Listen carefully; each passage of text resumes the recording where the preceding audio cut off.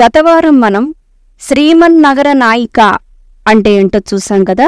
ఇక ఈ వారం మణిద్వీపంలోని 25 ప్రాకారాల గురించి తెలుసుకుందాం.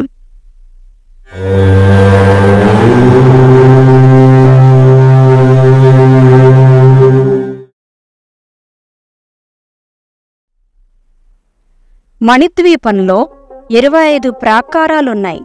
అవే ఇనుప ప్రాకారం, కంచు ప్రాకారం, రాగి ప్రాకారం, సీస ప్రాకారం, ఇత్తడి ప్రాకారం, పంచలోహ ప్రాకారం, వెండి ప్రాకారం, బంగారు ప్రాకారం, పుష్యరాగ ప్రాకారం, పద్మరాగ ప్రాకారం, గోమేధిక ప్రాకారము, వజ్ర ప్రాకారము, వైడూర్య ప్రాకారము, ఇంద్రనీల ప్రాకారము, ముత్యాల ప్రాకారము,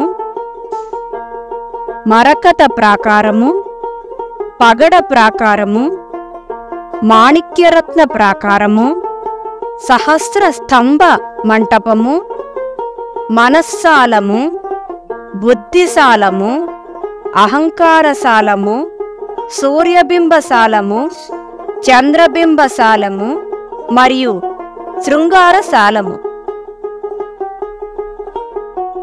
మొదటి ఆవరణ. ఇక్కడ పూలు పళ్లతో సుభిక్షమైన చెట్లు, మంచినీటి కొలనులు ఉంటాయి. ఈ ప్రాకారానికి 4 ద్వారాలుంటాయి. ఇక్కడ దేవతల, గంధర్వుల యొక్క వాహనాలు బారులు తీరి ఉంటాయి. రెండో ఆవరణ. ఇక్కడ పండ్ల తోటలు, పూల తోటలు ఉంటాయి. ఈ తోటలు కోకిల కిలకిలారావాలతోనూ భ్రమరముల జుంకారాలతోనూ కళకళ్లాడుతూ ఉంటాయి. మూడవ ఆవరణ. ఇక్కడి చెట్లు సుగంధ ద్రవ్యాలు వెదజల్లుతూ ఉంటాయి. బంగారు రంగు పూలతోనూ, చిగురాకులతోనూ, రతనాల బీజాలు గల ఫలాలతోనూ సుభిక్షంగా ఉంటాయి.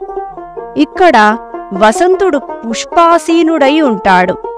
మధుశ్రీ, మాధవశ్రీ అని 2 భార్యలు అతనికున్నారు. 4వ ప్రాకారం. ఈ ప్రాకారంలో సంతాన వృక్ష వాటిక ఉంది. ఈ ప్రాకారానికి అధిపతి గ్రీష్మరాజు. సుఖశ్రీ, శుచిశ్రీ అతని భార్యలు. 5వ ప్రాకారంలో హరిచందన వనం ఉంటుంది. ఈ ప్రాకారానికి అధిపతి వర్ష ఋతువు. ఇతడికి 12 మంది భార్యలున్నారు. 6వ ప్రాకారంలో మందార వృక్షాల వనం ఉంది. దీనికి అధిపతి శరదృతువు.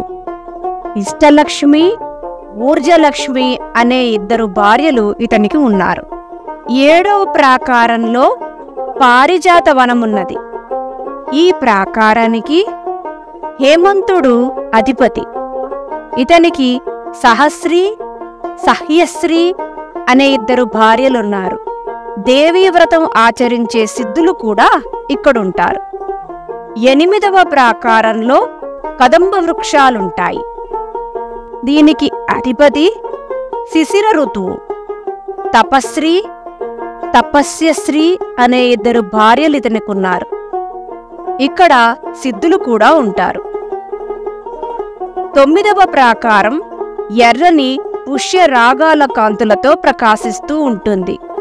ఇక్కడ నేల, వనాలు అన్నీ ఎరుపు రంగులోనే ఉంటాయి.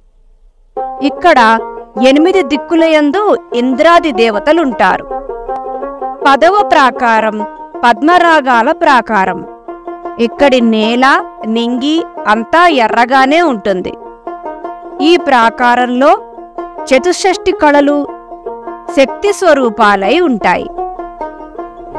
11వ ప్రాకారం గోమేధిక ప్రాకారం. ఇక్కడి భూమి, వస్తువులు గోమేధికాలులాగా మెరుస్తూ ఉంటాయి. ఇక్కడ విద్య మొదలైన 32 శక్తులు పిశాచముఖాలు కలిగి సర్వదా యుద్ధానికి సిద్ధమై ఉంటాయి. 12వ ప్రాకారం. ఇది వజ్రాల ప్రాకారం. ఇక్కడి నేల, వీధులు, సందులు, గొంతులు అన్నీ వజ్రాలమయమే. ఇక్కడ పరమేశ్వరి యొక్క దాసీజనాలుంటారు. 13వ ప్రాకారం. ఇది వైడూర్య ప్రాకారం. ఈ ప్రాంతమంతా వైడూర్యాలతో నిండి ఉంటుంది. ఇక్కడ బ్రాహ్మీ మొదలైన అష్టమాతృకలుంటారు. ఇక్కడ దేవీ వాహనాలు నిత్యము అలంకరించబడి సిద్ధంగా ఉంటాయి. 14వ ప్రాకారం. ఇది ఇంద్రనీలమణి ప్రాకారం. ఈ ప్రాంతమంతా ఇంద్రనీల కాంతులతో ప్రకాశిస్తూ ఉంటుంది.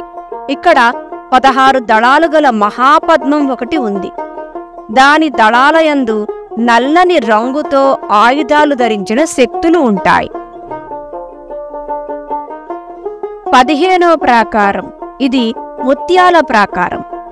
ఈ ప్రాంతమంతా ముత్యాల వలె కళకళలాడుతూ ఉంటుంది. ఇక్కడ 8 దళాలు గల పద్మం ఉంది. ఆ దళాలలో పరమేశ్వరితో సమానమైన పరాక్రమము, సౌందర్యము, పాండిత్యము గల మంత్రులుంటారు. 16వ ప్రాకారం మరకత ప్రాకారం. ఇది భోగభాగ్యాలకు నెలవై ఉంటుంది. ఇక్కడ 6 కోణాలు గల పద్మం ఉంది. ఆ కోణాలలో తూర్పు కోణంలో గాయత్రితో కూడిన బ్రహ్మ వేదములు, స్మృతి, పురాణాల రూపంలో ఉంటారు.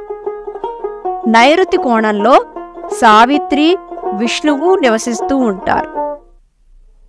వాయుకోణంలో రుద్రుడు, సరస్వతి ఉంటారు.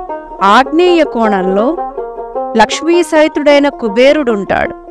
వారుణ కోణంలో ప్రతిమన్మధులుంటారు. ఆశాన కోణంలో వినాయకుడుంటాడు. ఇక 17వ ప్రాకారం పగడ ప్రాకారం.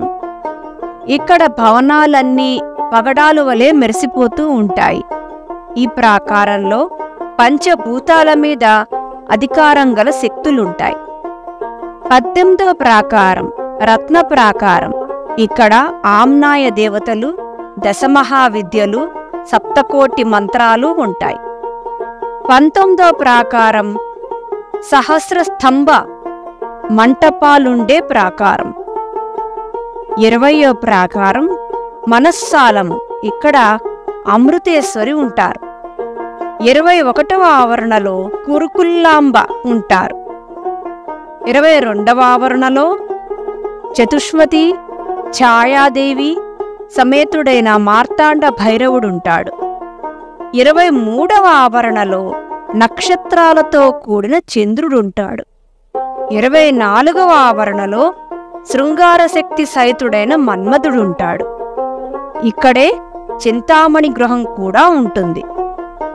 ఈ గృహానికి ఆగ్నేయంలో చిదగ్నికుండం ఉంటుంది.